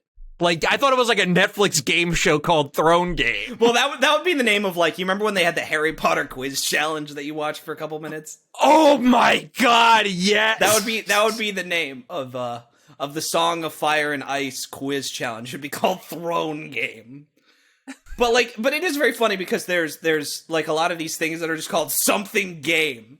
And like, it's a very, I don't know, it's a very like kind of tacky title, like to call something game, like Death Game, right? Yeah. I know RuPaul's Drag Race. Hunger Games. My mom's a big fan of RuPaul, and they have a thing called Snatch Game, and every time I hear the title, I'm like, what is that? What is Snatch Game? I guess it's so. I guess it's like a mystery game or something. They have to like guess something. I don't know. I don't watch it. I don't watch it. I hear it's. I know a lot of people like the show. I'm not saying it's bad. I don't watch it. Amazing Race is now Amazing Game. No, it's called Race Game. but yeah, Squid Game. That's another famous one. But yeah, no. So I watched Throne Game, and it is really funny how like a lot of like I'm not like a super like deep or interesting thinker per se, you know, like I have like a lot of weird opinions, but like a lot of it is just the fact that I like where I went to school and the way that like what I studied and the way I studied it just kind of like made me look at media from a more nuts and bolts kind of like thoughtful perspective. Like, okay, this is probably what the person was thinking when they did this. That's why this decision is here. Like, yeah. Like I'm not a fucking genius or something who just has like you know when you watch like a video essay by someone and you're like, oh, this guy's like a Matthew Matosis where you're like, oh, this guy's clearly like way smarter than me. I'm not like that. I think I just have like, I'm just like wired to think about things in ways that like are really like production focused and like creation focused start to finish. So like I just notice things about how something is made more. Like the point is like, I'm not like that. I don't know. I'm not that interesting, I think is what I'm trying to say. Yeah. Yeah, I get what you're saying. Like it's not. It's, like I'm not. You're. You just see the like media for like the nuts and bolts of it. Yeah, and more than like I or most other people. Yeah, and to an extent that also kind of comes down to story, where like I'll kind of pay attention to like story elements that a lot of people call failures, and I'll just be like, well, thematically, I think this works. It's just the execute, things like that. Like, But I do tend to have like opinions that are at least a little like, I don't know, at the very least fleshed out, right? Like I have a lot to say about things, but like I don't think I've ever felt like more of a normie in my life than when I was watching Throne Game and just realizing like every opinion that anyone has ever had on the show, that's my opinion too. Like, like the general consensus of that everyone else has about Throne Game is my opinion. And it's just the only difference is that I call it Throne Game and they call it Game of Thrones. That's why I call it Throne Game. It's the only thing I have on this show anymore. I have nothing else. But yeah, like when people are like, yeah, season 7 and 8 suck. They really fell off. Yeah, they really fell off. Like I'm like, yeah, I'm sure that I'll kind of like see it and kind of understand like the production aspect of it. And then I watch it and I was like, oh no, it actually is just bad. and it's bad in ways that like are so like I would love to, if we want to do like a 24 episode like, or just like a bonus whatever, I would love to just talk about like the production of 24 and how 24 is the television show of all time. Everything right and wrong with television is localized to 24. Is in 24. Well, not only is it in 24, so it's in everything about 24, from the like pre-production to the writing to the fucking concept, like fuck, and even to like the popularity of it at the time. Just like everything about television is 24 is television.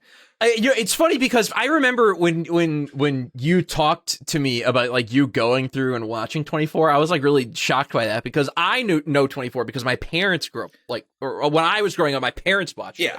And they talked about it, and the beep boo, that shit was always on the TV. What I will say to you, Sam, is that after this episode, let's just knock it out and do like a bonus episode about 24 for the Patreon. Okay. It's just that I can like bull about. We'll just like end the episode and then start another recording, because I could talk about 24 and all this fucking time. But like Throne Game season 7 and 8 are like so funny, because it's like seasons 1 through 5 are like clearly George R.R. Martin's books, right? And so a lot of the nuances are there, like a lot of the kind of like intellect and surprise of them are there. And then seasons like 7 and 8, season 6 is kind of in between. I think season 6 has a lot of like great stuff, but a lot of like, stuff that's like, yeah, okay, like they're kind of flying blind. They're probably using George's notes. Season 7 and 8 feel like a show written by Hollywood writers. It feels like the Witcher television show. Like it's like that bad. Where like just the decline in every character's thoughtfulness and logic, and like the sudden just like death of everyone's arcs. It's like amazing. It's actually amazing, because you've heard like how legendarily bad Throne Game season like 8 is, especially the finale. 8 is, yeah. And it's like, no, they're all right. Like it's not just like, it's like whenever people talk about like they'll say like a certain, like a game is like the worst fucking game in the franchise or whatever, and it's like the game is fine. Like a lot of Fire Emblem fans will talk about like Fire Emblem Fates is like the worst in the series, and it's like, no, there's probably like a busted as fuck NES game that's terrible. Or like Final Fantasy 13, people will say Final Fantasy 13 is the worst in the series, and it's like, no, that's Final Fantasy 2. Stuff like that, right? Like where people tend to just kind of over exaggerate whatever like pissed them off the most. But like these seasons actually just are that lame.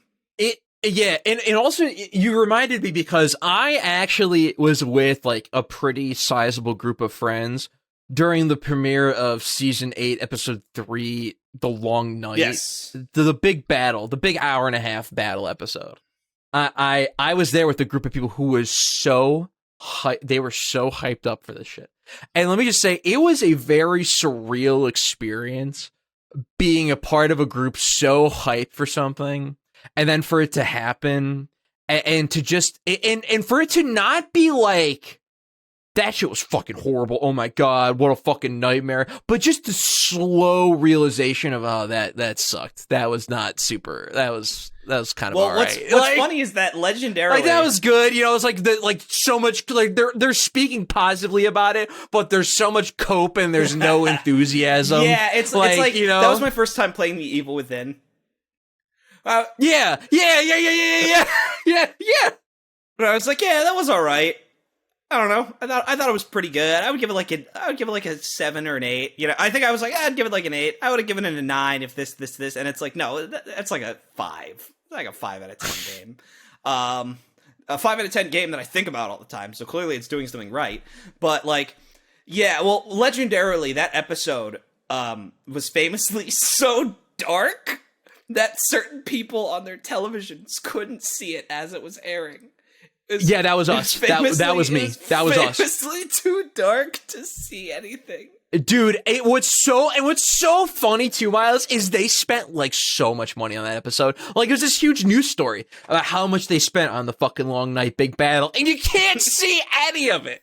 Well, that's just like a Marvel movie, isn't it? Where like they'll spend all this money and then like the visual effects are fucking dog water because Terrible. Yeah, because they like rushed it out the door because they reimagined the scenario 19 times.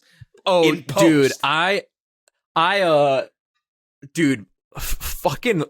Did you ever see Thor: Love and Thunder? I did, Sam. I did see Thor: Love and Thunder. Myles, I can't actually think of a single movie I vehemently hate more than that film. I actually like fucking despise Thor: Love and Thunder. I have mine that I like vehemently hate. That's like, and the thing about vehemently hating something is like oftentimes the movie's not that bad, right? With this though, it's extended to like I don't like Taika Waititi as a fucking. Well, I don't have like you him seen anymore. I like don't even want to see that fucking man. Have you seen the GQ interview with him where he comes off like such an asshole? Where he's the most disrespectful ever, dude. Yeah. It's ridiculous. Oh, by the way, God, Sam's calling him and I hate that in fucking the Kiwi movie. sense, not in the American sense, so it's okay. I'll fucking bleep it. I don't give a fuck. No, we can leave it. We can leave it. It's the Kiwi version. It's YouTube. It's the Kiwi version. We're fine. But like, would it be funnier to bleep it out? That's the question. It's always funny. You're typically, right. You're so typically right. when we bleep shit out, it's always funny. It's always funnier when we bleep it out. But it's yeah, but that for me that is Ryan Johnson with Glass Onion. Like I've never felt. Dude, I've been dying to talk to you. We'll go a little long this episode. I've been dying to talk to you about Glass Onion because you mentioned it to me once, and you're like, Sam, that was like you said something along the lines of like it was the most like extreme viewing experience, or like so you said some like something where it's like I don't know if he liked it or he did it. He just said it was fucking crazy. Like, what the thing about Glass Onion that's so interesting is like it's led to me like ranting about the same exact thing like 17 times, like where I just can't stop complaining about this movie. I haven't felt like this way, ironically, since The Last Jedi, where I felt like gaslit by a film where I was like, I didn't just see that. I didn't just see this movie. And, like, not only did I not just see this movie, the critical reception of this movie that I didn't just see can't be this good. I watched, you remember when we did our episode about Justice League? Yeah, Snyder League. Snyder League. And, like, at the time, I was kind of like, yeah, I liked it. I you were, like, super about it. And I was like, yeah, I thought it was pretty good. Like, yeah. I was sort of like, I don't know. I wasn't, like, sure how I felt about it at the time, and, like, thinking back on that, and especially thinking back on it in comparison to the original Justice League, I think that movie is, like, awesome. It's because it's funny because as time has gone on, I've cooled off on it, but I appreciate the experience. I appreciate that it exists at all. That's where I'm at. And, like, where I, like, if I had to watch it again, I would probably have, like, a similar opinion of, like, yeah, well, this part fucking drags, and, like this whole part of the third act is boring, like things like that. But like the fact, like the experience of like, oh, like art won today, like and it's yeah. Art that's like it's like corporate art. It's like really interesting because like Zack Snyder's vision of Justice League is not like it's not like Brazil where like it's like this weird like auteur film. Like it's just like a weirdly like biblical epic take on like an IP. Yeah, exactly. And it's so, like, because my thing is this, is, like, I grew up with, like, the DC animated universe, Batman, animated series, Superman, Beyond, Justice League Unlimited, all that shit. And so I know what, like, I want from a universe with all the DC characters. And Zack Snyder gave me not what I wanted, he did his own thing. But I'm able to, I with some hindsight, I'm able to take a step back and appreciate what he was trying to do, even though I don't think that this was the best use of hundreds of millions of dollars. Well, no, especially not recutting the movie twice.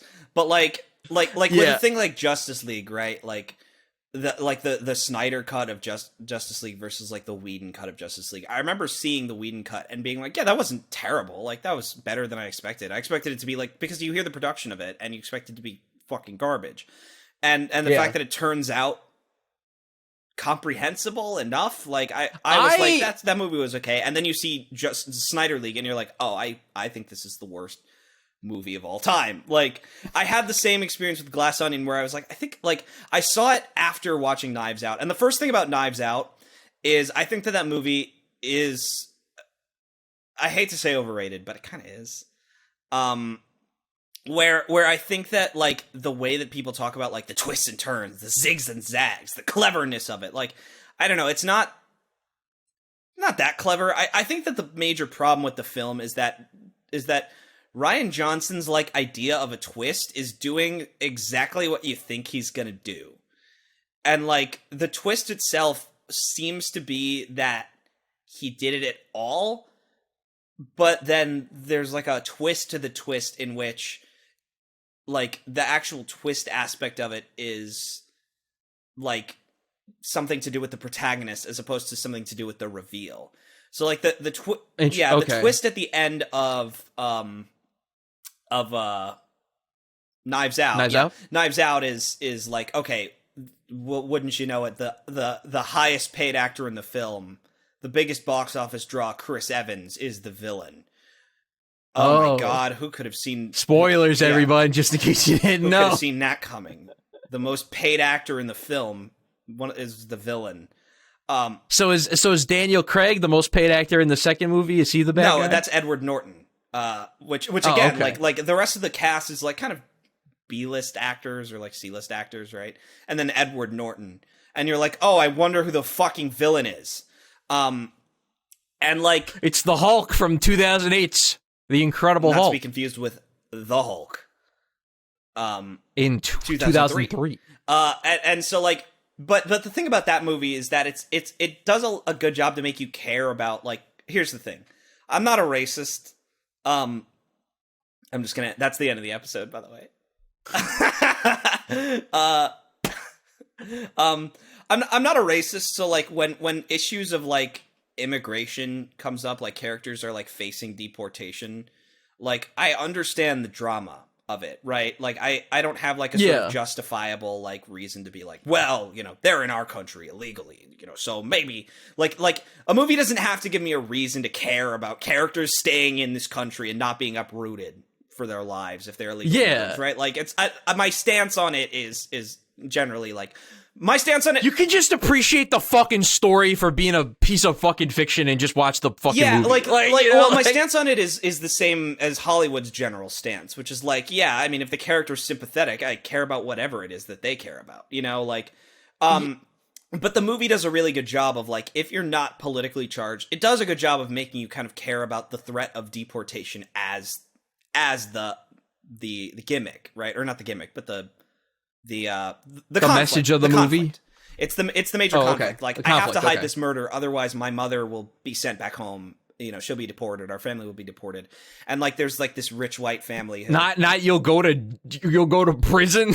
Well, so the thing is, she didn't murder the guy. She accidentally gave him the wrong medicine.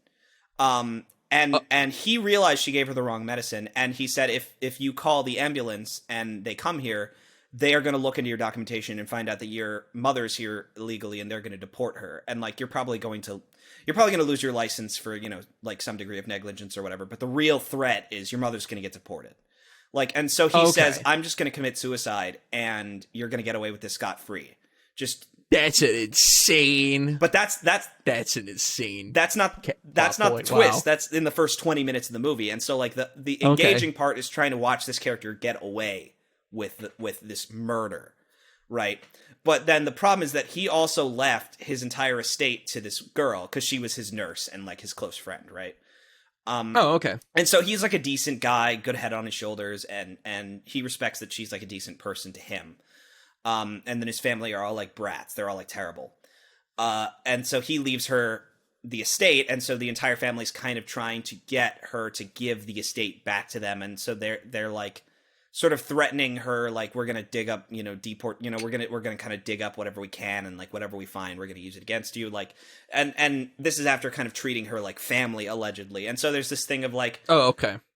basically it's like, So this is how all the cast of characters gets together. yeah, and so basically Rian Johnson is making the very, very astute opinion and the very astute message that white people, especially rich white people, really want to hold on to their wealth, especially when foreigners and underclass people and non-white people receive wealth. It's a really daring and original observation that only a white man who is one of the highest paid directors of all time. I looked this up. I think he's number 61 on the highest paid directors of all time list. Only someone like him could make such an astute commentary on the underclass. What a fucking hero this millionaire is. Fuck off. Like, but so then. Oh, then the man, sequel, dude. though, is even worse. So what I will say is I think that Knives Out does a good job of getting you to care about the conflict. And even though, like, I think a white guy complaining about social issues is, like, so lame at this point, he integrates it really well into the story. Integrates it very well into the story. And so there's no real true element of racial motivation. Like, truly. Yeah, it's just a part of the narrative. It's just a part of the narrative, like, where story, yeah. where this person, due to the circumstances of being an illegal immigrant, has so much to lose. And these rich white people who had everything and then lost everything because they were shitty people want it back, but they're not doing it out of any kind of racial motivation. It's just that there is this tension about, well, they might be doing it out of some racial motivation, but it's not overt, right? It's not, they never say anything that's, like, blatant about it. And so it's this kind of, like, element of, like, if you want to ignore it and you want to just assume that they're just greedy, you can. If you want to assume that it's that they're subtle closet racists who just like when they're not threatened by minorities, you can. Like, very nice, very subtle-ish message. And then Glass Onion is the stupidest movie of all time. It takes place on a private island during coronavirus. And so it has, like, all this... Strike one! Yeah, strike one. I mean, everyone's seen the scene of Daniel Craig in the bathtub playing Amogus. And that's the least cringe part of the film. Which is kind of amazing. I don't know. So, it's the movie's fucking stupid. I don't even know how to explain this properly. The movie is basically Devil May Cry 4. Where once you get to the end of one campaign, they say, "All right, now run it back, run it back." But where you get to you get to an hour and a half into the movie or something like that, maybe 70 minutes into the movie, right? And then they show you the entire movie again, but with, like, context clues, like some clarity. And no joke, not only is, like, so basically it's like one of the most famous kind of, like, whodunit tropes, right? Like, you kind of go back through the movie, the character does their little walkthrough of the plot, and you have little quick flashes. But they made that an hour of the film where you have to watch the movie again, but with some clarity of like who this, like, there's, like, this, like, black chick giving everyone the stink eye throughout the whole movie, and, like, they kind of clarify, like, who that character is. But it makes the very astute... But the problem is that it wasn't that interesting the first time. No, it wasn't that interesting the first time. The like, watching a bunch of, like, highly paid celebrities who are, like, just generic, like, fucking carbon cutouts of, like, basically anyone that Rian Johnson hates is a character in the film. So there's, like, a manosphere guy played by Dave Bautista, right? Who, like he's like an Andrew Tate or, like, an Alex Jones. Yeah, like a red pill guru. Yeah, where he offers character. like fake products, like fake, like, testosterone He products. offers financial advice, fake financial advice. No, he offers he's got like an energy powder, like what's a pre-workout kind of powder, or like a he's pushing P. Yeah, he's pushing P. There's like an influencer who's like a white bitch who, like, says racist stuff on Twitter and gets canceled all the time, and she's like, it was like a commentary, or, like, one of those stupid cunts. Like, there's like a like a politician who's, like, not like a real politician. She just, or, like, well, she is a real politician. She's just doing it for, for her agenda. She's not a David Palmer from 24 is what I'm trying to say. Yeah, like, just all these kinds of characters who are, like, just, like, anyone that is, like, in the rich elite sphere that Rian Johnson hates. He'll just, and then the villain is basically Elon Musk. And the whole movie is like, hey guys, Elon Musk is really dumb, and he stole all his inventions. And that's the revelation of the film. Which is but they made me watch it. That's the whole revelation. That's the whole revelation is that so Elon Musk stole the glass onion? The glass onion is the name of his, like, retreat. And, like, it's interesting because you think for a moment they might actually try and make this, like, character who seems like a scuzzy, stupid billionaire into, like, a sympathetic character. But Rian Johnson can't do that because his politics are more important than being interesting. And so, of course, like, the Elon Musk millionaire has to be the villain. There's a lot of, like, baffling stuff in the movie. Like, so, for example, he murdered this character, right? Yeah. But then he sent her, like, an invitation to the island, and then he sees her at the island. It turns out it's her sister in disguise. And when he arrives, unless I'm missing something, when she arrives, he's like, "Oh, it's good to see you." It's like, didn't you murder her? Like, shouldn't you know? Shouldn't you know that you murdered her? Yeah, shouldn't there have been maybe a little bit of, like, a subtle reaction on the actor's face? He kind of does, but, like, it's not the reaction of someone who, like, oh, someone I killed is alive and well and standing in front of me and could easily reveal my intentions. So the movie ends with a cathartic girl boss explosion where she breaks everything and is mad because this oppressed... Oh, she's a school teacher, like, because of course, right? Like, we can't have even a minor amount of subtlety in this fucking film. This fucking film for white people. This is... I'm sorry, but this really is the kind of movie that white people watch, and then they'll tell black people they watched it. You know? Or like when people... Remember Don't Look Up? Yeah, unfortunately, I fucking do remember Don't Look Up is the kind of movie... That movie's also stupid-ass terrible. movie. But, like, that's the kind of movie that, like, people will, like, tell you they saw. Like, if you're trying to impress a girl who's, like, I don't know, like, if you're trying to impress a girl who, let's say she does, like, you know, environmental work, Greenpeace work, you'll be like, yeah, I saw this great film, that's like when I went to see Hidden Figures with the girl at the movie theater. That's a good movie, like, but... That actually is a good movie. Hidden Figures is a good movie, but, like, it's that... What like, okay, you saw it with a girl, and I assume that... if it's the girl I think it is, she was, like, white, right? Like a white woman. You just saw the movie. It was, it's a movie that's out. She's interested. We'll go see it. It's like taking a black woman with you to see Hidden Figures and, like, hyping it up, being like, dude, I've been so excited to see this film. This important piece of cinema. This important. Yeah. Yeah, it's like taking a black woman to see Hidden Figures with you and being like, I think that this is going to change the world. This is going to change the landscape of film, like, forever. And, like, and she's just like, it's whatever. Dude, it's so funny. I was reminded of that movie the other day because I at work in the mornings they play TNT, and TNT's always airing just whatever shit they can get their hands on. Dude, I saw a movie called Sahara from, like, 2005, and I'm just like, wow, dude. The movie is literally, like, to sum it up, it's desert action movie. And I'm like, you can't make this shit today. No, you can't. Like, people are always like, oh, you can't make Blazing Saddles today. No, bitch, you can't make Sahara. You can't make desert action movie. Well, here's the thing. You can, but only certain studios can do it. And the only studio that can do it is Millennium Films. That's it.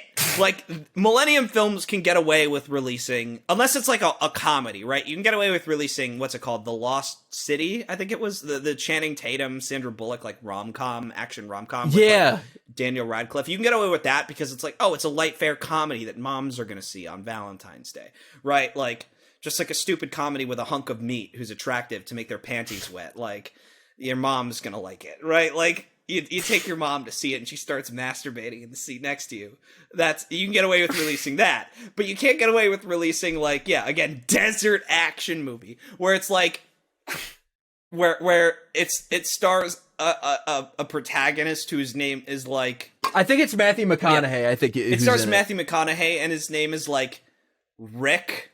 Like his action star character name is like Rick Saint or something like that, right? Like Rick Angel. And he's just like Guy, right? Like his entire backstory is he has a wife and a daughter. and he's got a sweet scene with his daughter where she's in bed and he reads her a bedtime story, kisses her on the forehead, right? Like, and then he goes to Sahara and gets involved in a diamond heist, you know, or like whatever, right? Like, you can't. Yeah, no, listen to this IMDb description. Master Explorer. Oh, dude. Master Explorer. You know what this might be? This might be a National Treasure attempt. Like, National Treasure had come out in, I think, 2002 or 2003. Like, that might have been. The movie is basically like Uncharted, like a few years before Uncharted happened. Would you lose respect for Amy Hennig? The name of the main character. If you found out that she was copying Sahara? Yeah, she was a big fan of the action star Matthew McConaughey as Dirk Pitt. I was so close, dude. I was so close with Rick Saint. I was so fucking close.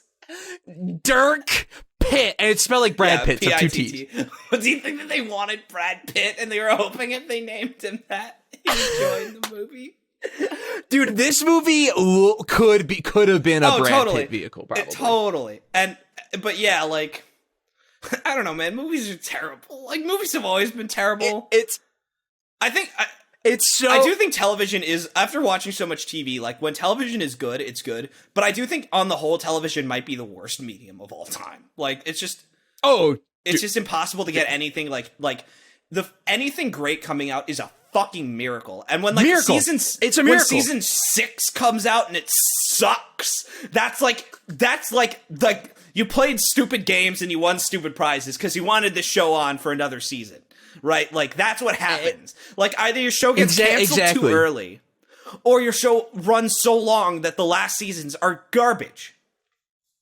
Yeah. Or it's just so much shit could go fucking wrong, dude. Like, your actor could die. Which, like, your lead guy could just fucking bite it. Again, like, I'll have to talk about 24 with all this. Like, 24 is the television show of all time. But, like, a great example is, like, you could stake your entire house of cards, no pun intended, on an actor, and then that actor raped 14 children.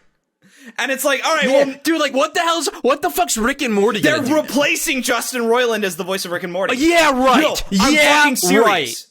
Right. I know you're serious. I saw the news story too, Myles, but I'm still being like, yeah, right. You're not gonna, you can get a replacement, but you cannot replace the voice of 80% of the fucking cast. But here's the thing. You can. Unfortunately, that's the thing about voice acting. You absolutely can. All of those motherfuckers are expendable. Anyone who wants to get into voice acting is literally signing themselves up for a career with no security. Like, I read recently that...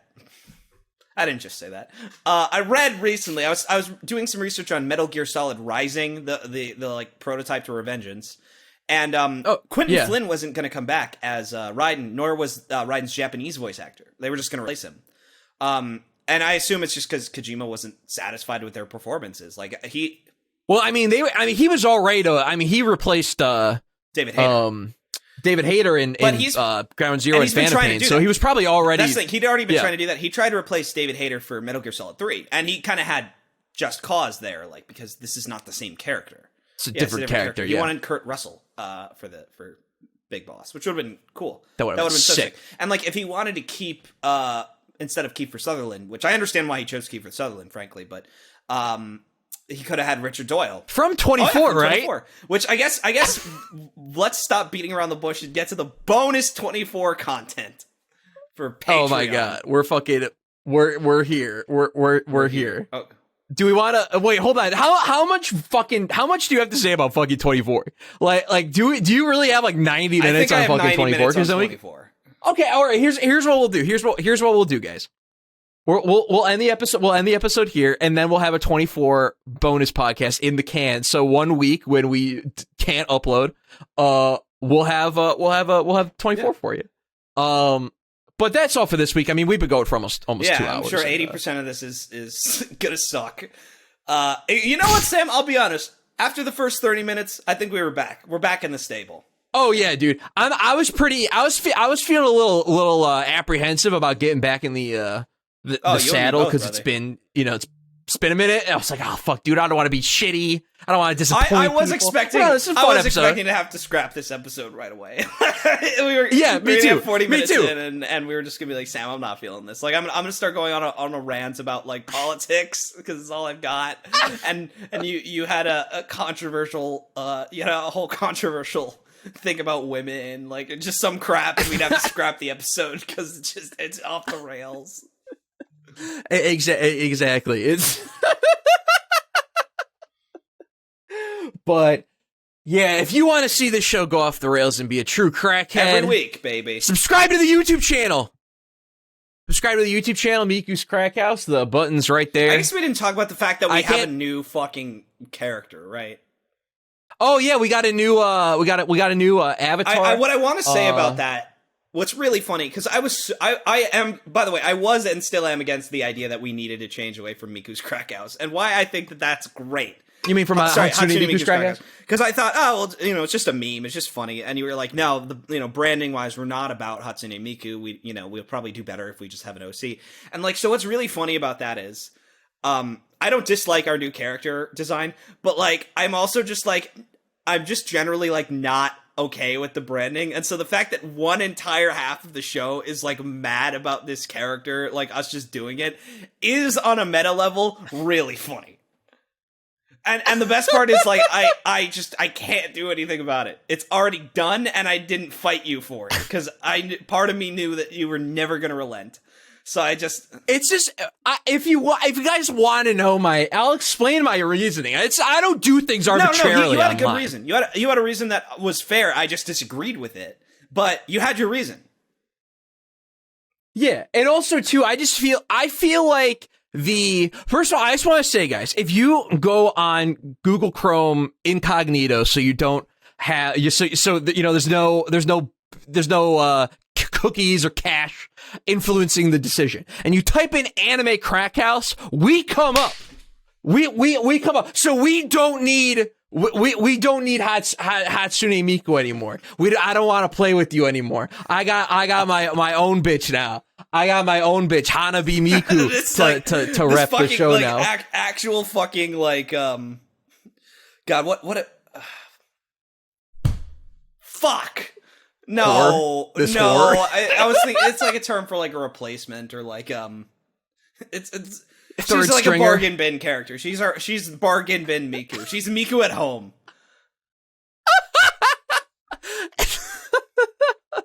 Miku at the bottom shelf of Aldi's. Yeah. Dollar Tree Miku. But you know what's not a Dollar Tree is our new outro song. We paid a lot of money for this. I guess you fuckers. I guess we should intro this.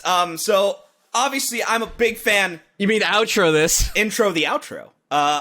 Obviously, I'm a big fan of the works of one Pixel Teishoku, creator of Sword and Tower of the Succubus, Midnight Castle Succubus, and my personal favorite. A long-time crackheads would know. My personal favorite, these Castle in the Clouds. I'm not sure if that's my personal favorite. I might like Midnight Castle Succubus more. I don't know. I think I like Castle in the Clouds more. This is hard. I don't know. Anyways, so one thing I noticed though is that the soundtrack to Castle in the Clouds was the greatest thing I've ever heard in my entire fucking life. It had no reason to go as hard as it did. It was a stupid porn game for stupid idiots like myself. And I was like, this is such a banger fucking OST. Look up the guy who did it.